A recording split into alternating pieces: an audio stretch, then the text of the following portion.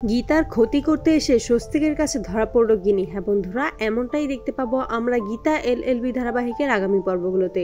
অগ্নিজিৎ মুখার্জি যখন গীতার অসুস্থতার কথা শুনে তখনই বড়বাবুর কাছে খোঁজ নেয় গীতার কি অবস্থা সেটা জানার জন্য। তখনই বড়বাবুর থেকে সবটাই শুনে সকলকে বলে যে একটা আনন্দের খবর আছে, হয়তো বা আমি দাদু হতে চলেছি। এটা শুনেই গোটা মুখার্জি পরিবার আনন্দে নেচে ওঠে। অগ্নিজিৎ মুখার্জি সুখবরটা গণেশ গাঙ্গুলিকে দেয় আর বলে যে আমাদের বাড়িতে ছোট্ট একটা উকিল আসতে চলেছে, যেটা শুনেই গণেশ গাঙ্গুলি প্রচন্ড খুশি হয়ে যায়। গিনিকে যখন এই সুখবরটা দেয় তখন গিনি কোনোভাবেই এটা মেনে নিতে পারে না, বলে যে এই সুখ আমার হওয়ার কথা ছিল, কিন্তু আমার কিছুই হলো না, সব সুখ গীতার কপালে ছিল।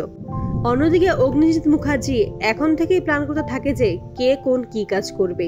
ইলিন ও মেহেককে বলে তোরা দুজন সবসময় গীতার পাশে থাকবি, ওকে কোনো কাজ করতে দিবি না। সকলে এসব নিয়ে মজা মাস্তিতে মেতে ওঠে। তখনই গীতার কাছে ফোন দেয় গিনি আর বলে যে আমি সুখবরটা শুনলাম, তবে তোর কপাল খুব ভালো, একটা মেয়ে জীবনে যা চায় তুই সবকিছুই পেয়েছিস। অন্যদিকে দেখ আমার কপাল কত খারাপ, আমি কোনো কিছুই পাইনি, 2 বছর চেষ্টা করেও কোনো কিছুই করতে পারলাম না। তবে আমিও বলে এসেছি তুই তো শ্বশুর মশাইকে বলে দিস 24 ঘন্টার মধ্যে আমার টাকাটা যেন দিয়ে দেয়, তা না হলে আমি তোদের গোটা মুখার্জি পরিবারকে কোর্টে এনে হাজির করব।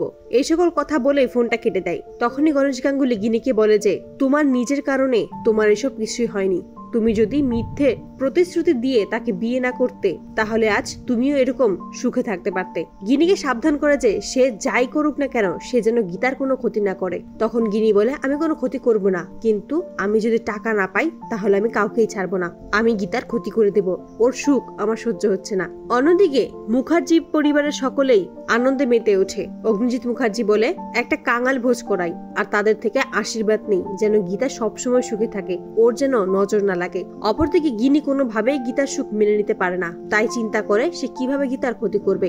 তাই গভীর রাতে মুখার্জি বাড়িতে এসে উপস্থিত হয় গিনি আর মনে মনে বলে যে তোর এমন অবস্থা করব তুই আর কোনোদিনও মা হতে পারবি না, তোর সুখ আমি আর সহ্য করতে পারছি না। তারপরে যখন গীতার কাছে এগিয়ে আসতে থাকে গিনি, ঠিক সেই মুহূর্তেই স্বস্তিক এসে সামনে দাঁড়ায়। গিনিকে বলে তুমি নিজের বোনের এত বড় ক্ষতি করার জন্য এখানে এসেছো, আমি থাকতে আমার স্ত্রীর কোনো ক্ষতি আমি হতে দেব না। তো বন্ধুরা, তোমরা এটাই তো চাও যেন গীতার ক্ষতি করতে এসে স্বস্তিকের কাছে ধরা পড়ে অগ্নি? কমেন্টে জানাও। আর নিয়মিত আপডেট পেতে আমাদের চ্যানেলটি এক্ষুনি সাবস্ক্রাইব করে পাশে থাকো। ধন্যবাদ।